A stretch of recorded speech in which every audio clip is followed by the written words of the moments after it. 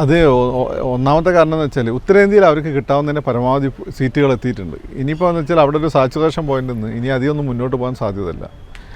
മാത്രമല്ല നമ്മൾ ഈ വികസന പ്രവർത്തനങ്ങൾ എന്നൊക്കെ പറയുമ്പോൾ ഈ 10 വർഷമായിട്ട് നമ്മൾ മോഡിയെ കണ്ടുകൊണ്ടിരിക്കുകയാണ്. അതിനിടയ്ക്ക് ഒരു ജനറേഷൻ വന്നിട്ടുണ്ട്. അവരെ സംബന്ധിച്ച് അവരുടെ എസ്റ്റാബ്ലിഷ്മെൻറ്റ് മോഡിയാണ്. അപ്പോൾ അവരെ എങ്ങനെയാണ് ഉത്തരേന്ത്യയിൽ പൂർണ്ണമായും മോഡിക്ക് അനുകൂലമായി വോട്ട് ചെയ്യുമോ അതല്ലെങ്കിൽ വേറെ എന്തെങ്കിലും ഓൾട്ടർനേറ്റീവിന് പോകുമെന്ന് നമുക്ക് ഉറപ്പിച്ചൊന്നും പറയാൻ പറ്റില്ല. അപ്പോൾ ഉത്തരേന്ത്യയിൽ സ്വാഭാവികമായിട്ടും ചിലപ്പം കുറച്ച് സീറ്റ് കുറയും. അത് കോമ്പൻസേറ്റ് ചെയ്യണമെങ്കിൽ സൗത്ത് ഇന്ത്യയിൽ നിന്ന് കൂടുതൽ സീറ്റുകൾ പിടിച്ചെടുക്കണം. മാത്രമല്ല BJPയുടെ പ്ലാൻ ഗ്രാൻഡ് ഇന്ത്യൻ പ്ലാനാണ്.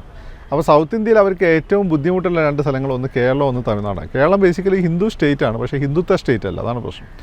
അപ്പം അവരുടെ ഏറ്റവും കൂടുതൽ അവർക്ക് സാധ്യത ഉള്ള സീറ്റ് കർണാടക ഓൾറെഡി അവർക്ക് നല്ല പ്രസൻസ് ഉണ്ട്, അവർ ഭരിക്കേണ്ടായി. തെലുങ്കാന കഴിഞ്ഞാൽ പിന്നെ അവർ അടുത്ത ടാർഗറ്റ് കേരളം, അവസാനം തമിഴ്നാടാണ്. അപ്പോൾ കേരളത്തിൽ 1-2 സീറ്റുകൾ പിടിച്ചെടുക്കുക എന്നുള്ള ഒരു ഉദ്ദേശം അവർക്കുണ്ട്. 1-2 സീറ്റുകൾ പിടിച്ചെടുത്താൽ നിയമസഭാ ഇലക്ഷന് അതായത് 15-20 സീറ്റുകളൊക്കെ ആയിട്ട് വേണമെങ്കിൽ അവർക്ക് ഉയർത്താൻ പറ്റും. പിന്നെ ആ പിടിച്ചെടുക്കുന്ന സീറ്റുകളൊന്നും സുരേഷ് ഗോപി ഉറപ്പായ അദ്ദേഹം ക്യാബിനറ്റ് മിനിസ്റ്ററാണ്. സുരേഷ് ഗോപിനെ ഇവർക്ക് സെൻട്രൽ ലീഡർഷിപ്പിനും RSSൻ്റെ സെൻട്രൽ ലീഡർഷിപ്പിനും വലിയ താല്പര്യമുള്ള ഒരു സിനിമാ നടനല്ല, നേതാവ് തന്നെയാണ് അദ്ദേഹം. ഇവിടുത്തെ BJPക്കാർ ഒറ്റയ്ക്ക് നിന്നാൽ കിട്ടുന്നതിനെക്കാട്ടും ജനപിന്തുണ സുരേഷ് ഗോപിക്ക് കിട്ടും. സുരേഷ് ഗോപി എന്നുള്ള പ്രശ്നം അത് അദ്ദേഹത്തിന് അറിയാം. അപ്പം സുരേഷ് ഗോപി വഴി കേരളത്തിൽ എന്നാൽ സുരേഷ് ഗോപി അതായത് വെറുക്കപ്പെടുന്ന ആളുമല്ല. അദ്ദേഹത്തിൻ്റെ പടങ്ങളെല്ലാം ഹിറ്റാവുന്നത് അതുകൊണ്ടാണല്ലോ. അങ്ങനെ മറ്റ് BJP നേതാക്കന്മാരെ പോലെ വെറുക്കപ്പെടുന്ന ഒരാളല്ല സുരേഷ് ഗോപി.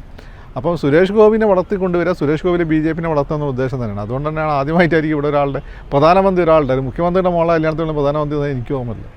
അപ്പോൾ ആദ്യമായിട്ടാണ് ഒരു സിനിമാ നടൻ്റെ മോളുടെ കല്യാണത്തിന് മുഖ്യമന്ത്രി വരികയാണ്. അത് ഗുരുവായൂരാണ്. ഗുരുവായൂർ അവർക്ക് നല്ല സാധ്യതയുള്ള സ്ഥലമാണ്. അപ്പോൾ സുരേഷ് ഗോപിയിലൂടെ കേരളത്തെ പതുക്കെ കീഴടക്കുക എന്നുള്ള ഉദ്ദേശം തന്നെയാണ് BJPക്ക് തോന്നുന്നത്. അപ്പോൾ മോഡിയുടെ കാര്യം എന്ന് വെച്ചാൽ 1 by 1 ആയിട്ട് ആദ്യം നോർത്ത് ഇന്ത്യ നോർത്ത് ഈസ്റ്റ് ആയിരുന്നു. അത് കഴിഞ്ഞിട്ട് അദ്ദേഹം ടാർഗറ്റ് ചെയ്തത് ഈ പറയുന്ന മഹാരാഷ്ട്ര ആയിരുന്നു. മഹാരാഷ്ട്ര, കർണാടക, അത് രണ്ടും കിട്ടുകയുണ്ടായി. ഇപ്പോൾ അദ്ദേഹത്തിന് മുന്നിലുള്ളത് ഈസ്റ്റേൺ ഇന്ത്യ, അതായത് ഈ ബീഹാർ, ഒറീസ ഈ പ്രദേശങ്ങൾ ഇന്നല്ല നാളെ BJPക്ക് കിട്ടും. അതിനുള്ള RSSൻ്റെ സംഘടനാ സംവിധാനം അവിടെ ശക്തമാണ്.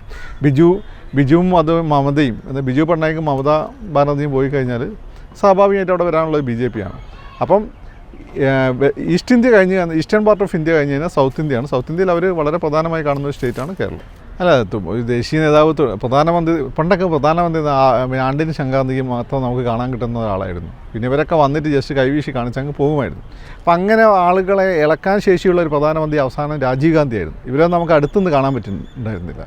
മോഡി എന്നാൽ കുറച്ചും കൂടി നമുക്ക് റീച്ചബിളാണ്. കുറച്ചുകൂടി അദ്ദേഹത്തിൻ്റെ ഈ പദയാത്രയൊക്കെ നമുക്ക് അടുത്തുനിന്ന് കാണാൻ പറ്റും. അപ്പം നിരന്തരമായി മോഡിയെപ്പറ്റി പൊതുവെയുള്ള നാഷണൽ ആൻഡ് ഇൻ്റർനാഷണൽ ഹൈപ്പ്, അതിൻ്റെ കൂടെ മോഡിയുടെ ഇവിടുത്തെ പ്രസൻസും, പിന്നെ എല്ലാത്തിനും മോഡിയെ കുറ്റപ്പെടുത്തുമ്പോൾ ഉണ്ടാകുന്ന ഒരു പോസിറ്റീവ് എനർജി എല്ലാം കൂടി വരുമ്പോൾ ഒരു മോഡി ഫാക്ടർ പതുക്കെ കേരളത്തിന് സ്വാധീനിക്കാൻ സാധ്യതയുണ്ട്. കേരളത്തിൻ്റെ ഒരു പ്രശ്നം ഇതാണ്, ആദ്യം ഒന്നിനെ അംഗീകരിക്കില്ല, പിന്നെ പതുക്കെ അംഗീകരിച്ച് തുടങ്ങിക്കഴിഞ്ഞാൽ ഒരു വല്ലാത്ത അംഗീകാരം. ഇപ്പോൾ കമ്മ്യൂണിസ്റ്റ് പാർട്ടികൾ കേരളത്തിൽ നിന്നും അങ്ങനെയാണ്. ആദ്യം കമ്മ്യൂണിസ്റ്റ് പാർട്ടി ഏതെല്ലാം രീതി കേരളത്തിൽ വേട്ടയാടപ്പെട്ടതാണ്. പക്ഷേ വൺസ് പതുക്കെ അവർ ജനഹൃദയങ്ങൾ പിടിച്ചു കഴിഞ്ഞാൽ ഒരിക്കലും അവർക്ക് പിടിക്കാൻ പറ്റില്ല എന്ന് അരമന, അതായത് ക്രിസ്ത്യാനികളെയും മുസ്ലിങ്ങളെയും, അതായത് സമസ്ത പോലെയല്ല ഏറ്റവും ഓർത്തഡോക്സ് ആയിട്ടുള്ള സെക്ഷനെ പോലും നിരീശ്വരവാദികളായിട്ടുള്ള കമ്മ്യൂണിസ്റ്റുകാർക്ക് കൂടെ കൂട്ടാൻ പറ്റിയെന്ന് നമ്മൾ കണ്ടല്ലോ. ഈ മോഡിയെ സംബന്ധിച്ചിടത്തോളം ഈ സ്കോപ്പ് ഉണ്ട്. കാരണം മോഡി എന്നുള്ള നിരന്തരമായിട്ടുള്ള വിളി, അത് പോസിറ്റീവ് നെഗറ്റീവ് ആയിട്ട് വരുമ്പോൾ, മാത്രമല്ല അദ്ദേഹം ദേശീയ തലത്തിൽ ഇൻ്റർനാഷണൽ പെർഫോമൻസ് പൊതുവേ ഒരു പോസിറ്റീവായിട്ട് കാണുമ്പോൾ പതുക്കെ കേരളത്തെ അതേ സ്വാധീനിക്കും. അപ്പോൾ അതിനെ ഒരു സ്വാധീനിക്കുന്ന തീവ്രതയും വേഗതയും കൂട്ടായത്തിലുള്ള നിരന്തരമായ സന്ദർശനങ്ങൾ ഗുണം ചെയ്യും എന്നാണ് എനിക്ക് തോന്നുന്നത്. മോദിയുടെ ഉറപ്പല്ല, ഈ ഉറപ്പ് എന്നൊക്കെ പറഞ്ഞാൽ ഇവിടെ കോമഡി ട്രോളൊക്കെ ആവുകയുള്ളൂ. പക്ഷേ മോഡിയുടെ ഒരു പ്രസൻസാണ് പ്രശ്നം. ഡെലിവർ ചെയ്യുന്ന നേതാവ് എന്ന രീതിയിൽ മോഡിയോടുള്ളൊരു ആരാധന കേരളത്തിൽ കൂടി വരുന്നത്, എസ്പെഷ്യലി ഹിന്ദു കമ്മ്യൂണിറ്റീൻ്റെ ഇടയിലും ക്രിസ്ത്യൻ കമ്മ്യൂണിറ്റീൻ്റെ ഇടയിലും മിഡിൽ ക്ലാസിൻ്റെ ഇടയിലും യുവാക്കളുടെ ഇടയിലുണ്ട്. ഇത് അവർക്ക് ഫോക്കസ് ചെയ്യാൻ പറ്റണം. ഞാൻ നേരത്തെ പറഞ്ഞല്ലോ, അവർക്ക് കിട്ടാവുന്ന കേരളത്തിൽ ഏറ്റവും വലിയ ക്യാച്ചായിരുന്നു BDJS. ആ BDJSന് അത് തുഷാറിന് ഒരു മന്ത്രിസ്ഥാനം കൊടുക്കുക, അല്ലെങ്കിൽ തുഷാറിനെ ഒരു MP ആക്കുക, അങ്ങനെ എന്തെങ്കിലും ചെയ്ത് കഴിഞ്ഞാൽ അതിൻ്റെ ഒരു കൂടുതൽ ഒഴുക്ക് BDJSലേക്ക് ഉണ്ടാവുകയും അങ്ങനെ BDJS ശക്തിപ്പെട്ട് കഴിഞ്ഞാൽ തൃശ്ശൂരിന് തെക്കോട്ട് അത് BJPക്ക് വലിയ ഗുണമാകുമായിരുന്നു. കാരണം ഈഴവ കമ്മ്യൂണിറ്റീൻ്റെ ഇടയിൽ അവർക്ക് ഇപ്പോൾ റീച്ചില്ല. പക്ഷേ അത് എന്തുകൊണ്ടോ ആ രീതിയിൽ അഡ്രസ്സ് ചെയ്യുന്നത് BJP പരാജയപ്പെടണം. മോഡി ആ ഒരു കാര്യം ശ്രദ്ധിക്കുമെന്നാണ് എനിക്ക് തോന്നുന്നത്. തുഷാറിനെ കൈവിട്ടിട്ടില്ല.